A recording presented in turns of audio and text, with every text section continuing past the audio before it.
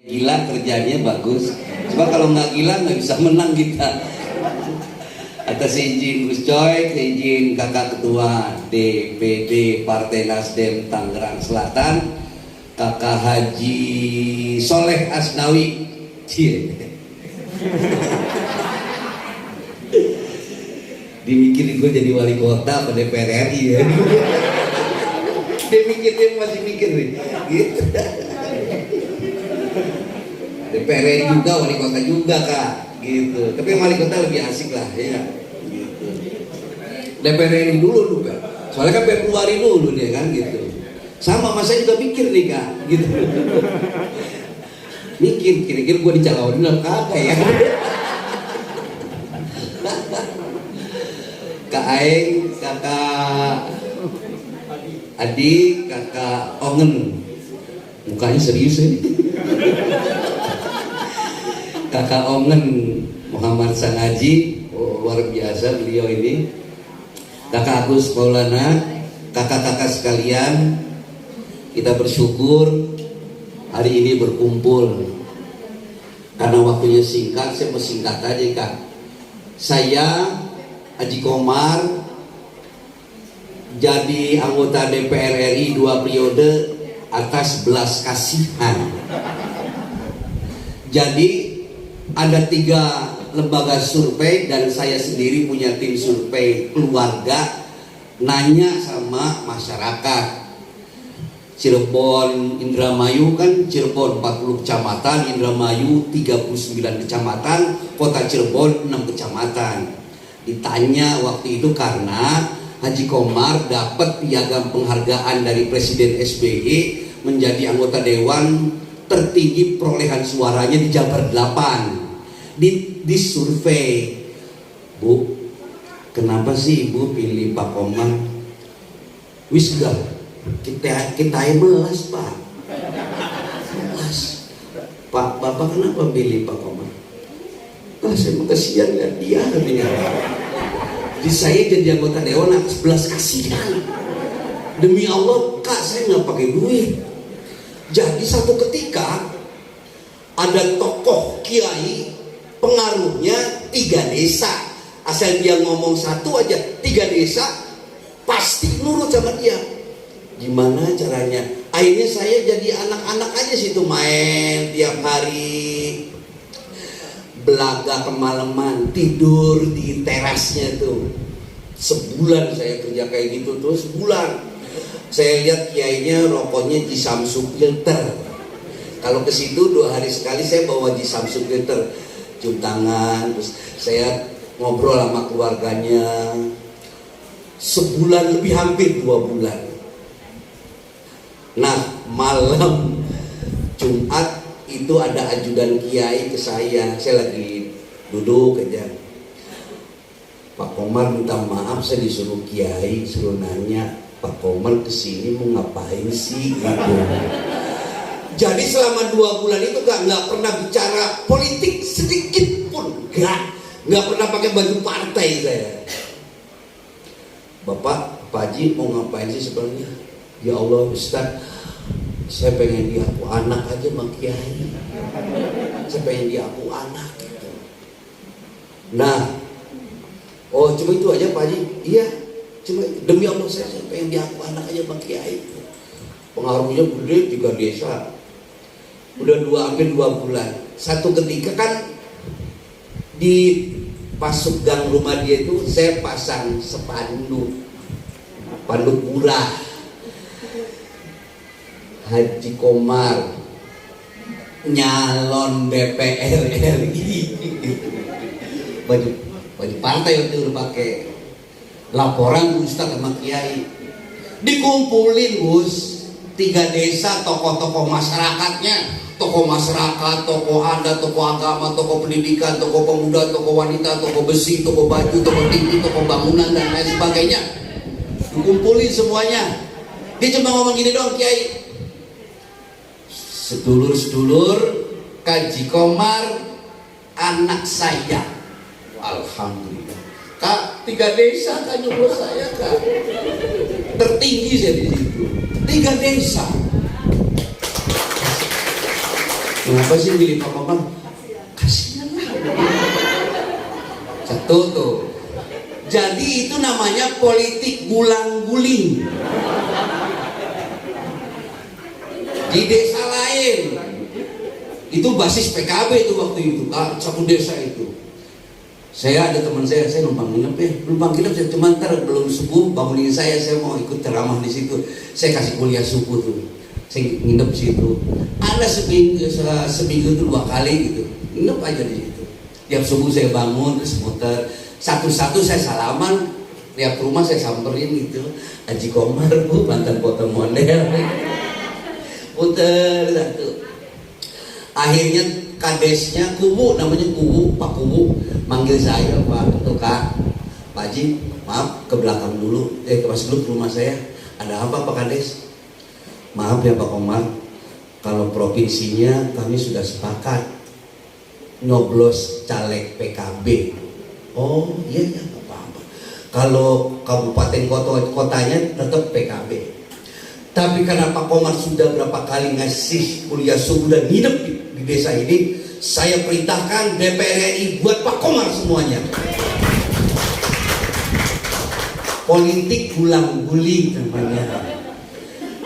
Terus saya nggak malu-malu pakai baju sederhana, dorong-dorong gerobak sampah di pusat pembuangan sampah. Selama seminggu sekali dalam waktu berapa bulan saya lakukan itu. Ngorek-ngorek sampah, memisahkan sampah plastik sama sampah organik. Sampah organik plastik, korek-korek. Terus kasihan amat ya, kenapa bukan ngorek-ngorek sampah. Tapi nggak ada urusan, emang tulus aja. Pada kasihan bu, daerah situ. Jadi saya masih memegang surat piagam penghargaan dan sesuatu yang diberikan oleh Presiden, peraih suara terbanyak. Jadi begitu politik gulang-guling itu, nggak mesti pakai duit kadang-kadang. Iya, bagaimana assessment psychology kita pakai. Karena saya dibilang begini sama ayah saya tuh. Karena ayah saya tuh udah meninggal, ibu saya udah meninggal. Jadi ketika saya dikasih Pak Komar, ternyata ada di Jabar 8 namanya DPR RI. Wah bu, yang namanya jarah, kalau orang tetangga kalau tanya Haji Komar hari Jumat nggak ketemu, cari di kuburan emaknya, pasti di situ. Jadi setiap hari Jumat saya pasti nongkrong di kuburan ibunda yang melahirkan saya. Sebelum Jumat atau sesudah Jumat itu. Jadi saya dapat pesan dari Ustadz Kiai tasawuf, apa yang kamu lakukan niatkan hanya untuk membuat Allah tersenyum gitu. Tapi ingat, ketika kau berucap, ya Allah, aku hanya ingin membuat kau tersenyum dengan apa yang kulakukan dengan Partai Nasdem ini. Nah, ada dalam hadis qudsi itu ada jawaban Tuhan begini, kalau kau ingin aku tersenyum, buat ibumu dulu tersenyum, lalu aku tersenyum. Jadi itu yang buat patokan saya jarah setiap Jumat di kuburan emak. Nah, udah 7 kali jarah, saya ngimpi ketemu emak. Jadi ibu saya pesen, Mar, kalau kamu jadi politisi, kalau kamu jadi anggota partai politik, aktif di politik, kamu harus punya karakter seperti pohon pisang. Kok pohon pisang mah? Iya pohon pisang. Pisang mah cuma punya jantung, nggak punya hati. Tangkal cau mangan boga jantung, tak boga hati. Jadi kalau di politik jangan main hati, jangan baperan, kata beliau nih tadi. Gitu, jangan baperan. Pokoknya jangan main hati. Terus kamu harus punya ilmu rawa rontek. Kok punya ilmu rawa rontek mah? Iya, rawa rontek itu ilmunya Jaka Sembung. Dibunuh mati hidup lagi, dibunuh mati hidup lagi. Jadi politisi sejati itu dia bisa mati berkali-kali, bisa hidup berkali-kali. Jangan main hati. Nah, pada waktu periode kedua mau periode ketiga, berkas sudah saya serahkan ke DPP partai. Teman saya yang nomor 2 ngobrol dengan berlinang air mata, nggak taunya tipu dia. Haji, kalau Haji masih di sini saya nggak bisa ngapa-ngapain. Pengen nomor urut 1, sayanya biar udahan jadi DPR RI. Main hati Kak di situ saya. Ya udah kamu naik. Saya bilang sama partai, sudah selesai. 2 periode aja cukup, kasih kesempatan dia. Main hati, istri saya ngambek.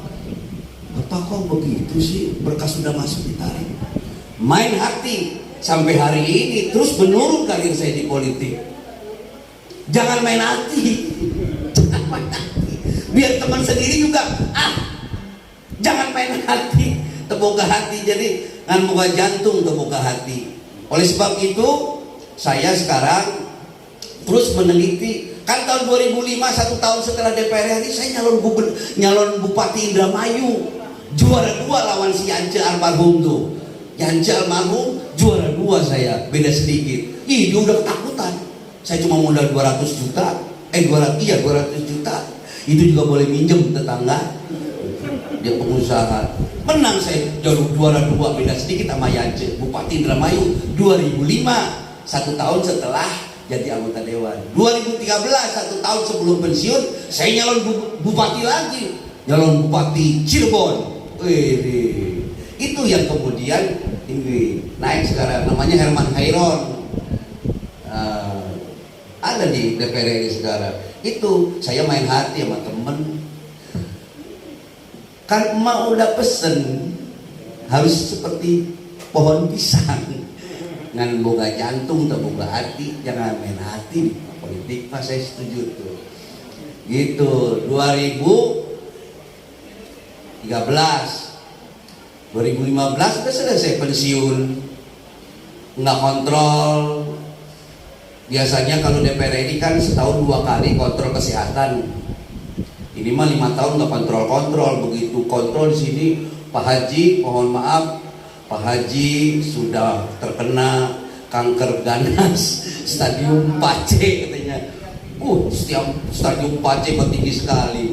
Ya, alhamdulillah sudah clear. Sudah kemoterapi 8 kali dan sudah di CT scan, sudah hilang sel kanker ganasnya, alhamdulillah. Sudah 2018 saat Mustafa telepon saya, kalau saya disuruh Pak Ketum nih, suruh ngapain? Itu Bupati petahana cuma Haji Komar yang bisa melawan. 2018 saya suruh ngapain sama Ketum? Jadi calon wakil Bupati Cirebon. Calon bupatinya siapa? Ketua PKB. Ya ayo dah kalau begitu. 2018 kan saya disuruh Pak Ketum tuh ganti baju ya Pak Haji. Ganti baju aja, tinggal ganti baju aja saya mah. Gak ada urusan, gak ada beban saya mah. Pakai aja gitu. Semua ketum juga pengen ngasih baju sama saya kan. Pengen bikin KTA gitu. KTA tuh saya tawarin semua ketum, soalnya di DPR RI itu ada catatan daftar anggota DPR RI yang menyelesaikan tugasnya dengan husnul khotimah, termasuk beliau ada namanya, termasuk saya. Jadi itu yang suka dicari sama ketum-ketum partai itu, karena menyelesaikan tugas dengan husnul khotimah. Gila enggak? Husnul khotimah dia bagus gitu. Gitu. Udah saya ganti baju 2018, berkelahi sama petahana itu. Gitu. Waktu itu saya jadi rektor. Nah, udah jadi rektor udah 10 bulan di Brebes. Saya mundur dari rektor. Mahasiswa demo nggak terima jika mundur karena dianggap rektor yang paling berhasil, dekat sama mahasiswa dan ngasih sumbangan. Orang mantan komisi 10 DPR RI, mantan pejabat tinggi negara, walaupun badannya nggak tinggi, tapi mantan foto model termos. Jadi saya belajar sekarang, ada 10 guru sejati politisi yang harus diadopsi. Satu, ibu yang melahirkan. Ibu mengajarkan pertama kali, manusia pertama kali yang mengajarkan soal berani dalam kehidupan itu beliau. Lihat ibu, dia gak peduli mau mati mau enggak, yang penting anaknya selamat waktu dilahirin. Makanya kalau ibu yang melahirkan meninggal dunia, wafat dalam melahirkan, sudah kan syahid hukumnya, surga, nggak ada urusan, nggak dihitung-hitung lagi. Jadi ibu buat saya adalah guru sejati pertama yang mengajarkan soal keberanian. Orang pintar itu biasa, ingat pesan Abah, orang pintar itu biasa, orang hebat itu luar biasa, tapi orang pemberanilah pemenangnya. Ibu guru, orang pemberani. Ini saya ingin membangun suasana. Nih kak, nggak tahu nih kakak Haji Soleh Asnawi udah gila belum kerja ini? Mesti lebih tambah gila lagi kak. Ada filosofi mengatakan orang bodoh kalah kalau ketemu sama orang pinter. Orang pinter kalah kalau ketemu sama orang lihai. Orang lihai kalah kalau ketemu sama orang licik, cerdik. Jadi ngadepin orang bodoh, kita pinter dikit dia kalah. Ngadepin orang pinter, kita lihai sedikit dia kalah. Ngadepin orang lihai, kita licik, cerdik, dia kalah. Tapi orang bodoh, orang pinter, orang lihai, orang licik, mereka kalah. Tidak bisa mengalahkan orang hoki namanya. Orang yang penuh dengan keberuntungan, orang hoki. Tapi orang hoki kak masih bisa dikalahin sama orang gila namanya.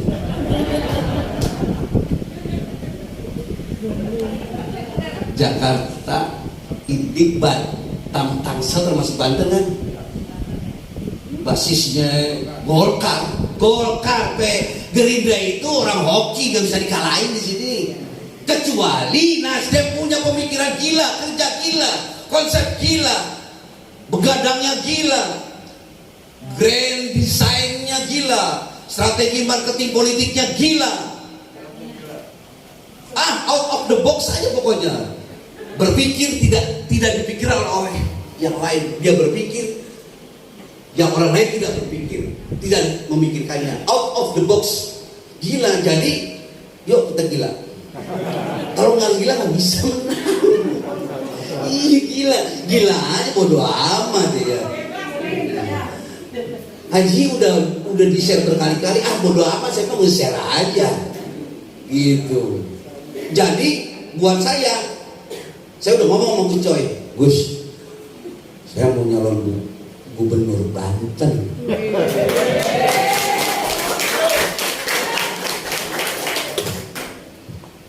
Awalnya kan popularitas, nggak langsung ke elektabilitas, tapi aksesibilitas dulu. Orang terkenal belum tentu diterima sama masyarakat, belum bisa diakses. Ini untuk meningkatkan aksesibilitas dan akhirnya elektabilitas. Saya harus, apa ya yang mesti dijual nih Nasdem supaya ngelirik rakyat, ngelirik Nasdem. Saya bilang sama saya, Gus izinin saya mau nyalon gubernur Banten. Gila, ya nggak apa-apa, gila aja kalian. Ngerosot tuh. Udah saya mau nyalon gubernur. Kemarin Rano Karno ke rumah Rano Karno. Dia survei tertinggi. Kalau orang Banten, masyarakat Banten ditanya siapa gubernur, Rano Karno. Nomor 2 Wahidin Halim, nomor 3 Andika, nomor 4 Airin, nomor 5 Iti Jayabaya. Itu survei hari ini. Wih, Rano Karno luar biasa. 250.000 dileg-leg sendirian, 3 kursi di DPR RI dia sendiri gila. Kemarin dia datang ngobrol panjang lebar soal 2024 juga gitu. Makanya kakak, siapa yang gila? Ya dia aja gak sadar, gue yang gila. Sekelas Rano Karno mau ngapain ke situ, ke kampung Borelek. Saya cuma baca gestur. Di batinnya dia ngomong. Jadi gara-gara kakak juga ngomong. di Banten. Udah lebih open. Kedek udah bocor, Haji Komar ada di Banten sekarang, bukan di Cirebon. Karena kalau datang cuma mau ngomong, coba nggak pakai mulut, pakai gestur. Ji, jangan di sini ada buah. Coba dia tahu lu gila. Udah kayak gitu, saya bacanya gitu. Di samping Sule pada datang, itu dan siapa lagi udah datang nih, politisi, ya gitu. Dia cuma ngomong itu. Nah, besok kakak ngadepin anak-anak, Pak, jangan takut, harus lebih gila, ya nggak? Terus, kita banyak ngobrol kan? Kita injek aja nggak ada urusan. Ini kayak gitu, jangan main hati, jangan. Gitu aja. Dia datang ke rumah, ngobrol soal yang macam-macam 1001 soalan. Karena saya berteman sama bapaknya, Sukarten Nur, teman bapaknya saya gitu. Jadi dia datang. Gitu. Kayak gitu. Nah, jadi besok saya nyata calon gubernur. Tapi nggak bakalan ngomong sama rakyat dari sekarang. Januari, Februari, Maret, April, Mei, Juni nggak ngomong. Saya main di konten YouTube aja dulu. Saya ke pasar-pasar nggak ngomong. Ntar aja ngomongnya Juli Agustus, sebab September Oktober kan rakorwil. Saya mau lihat survei ntar. Popularitasnya berdampak pada akseptabilitas enggak? Begitu tinggi kan Nasdem tinggal si Haji gila juga nih. Mau di DPR RI nggak ada masalah. Mau DPR ini udah ngomong dari kemarin, Haji Komar bebas milih Banten 1, Banten 2, Banten 3 terserah. Bodoh amat. Saya nggak ngarepin gitu, cuman saya ingin Nasdem ada selling point gitu. Apa sih yang dijual gitu? Rakyat butuh muka politisi namanya. Gitu. Nah, itu yang saya usahakan sekarang. Jadi, apapun keadaannya, kita harus gila dan saya terus udah saya lapor, saya calon gubernur nanti, jangan kaget. Calon gubernur Banten. Wede. Ronsok lah.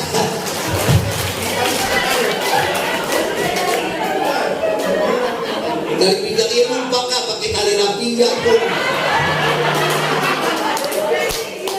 Iya. Pak, pinggangnya mana? Lupa tahu di mana lah. Ini tali rapi aja, dan tali rapi tadi saya tuh. Bodoh amat, gila-gila dah.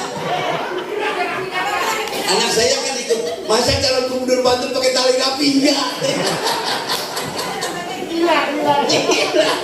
Nggak ada urusan. Kalau udah survei naik kan, dan nanti Gus Coy sama kakak Prananda kan tinggal gampang aja. Oh si Haji kalau sini aja nih. Si Haji di Banten 1 aja.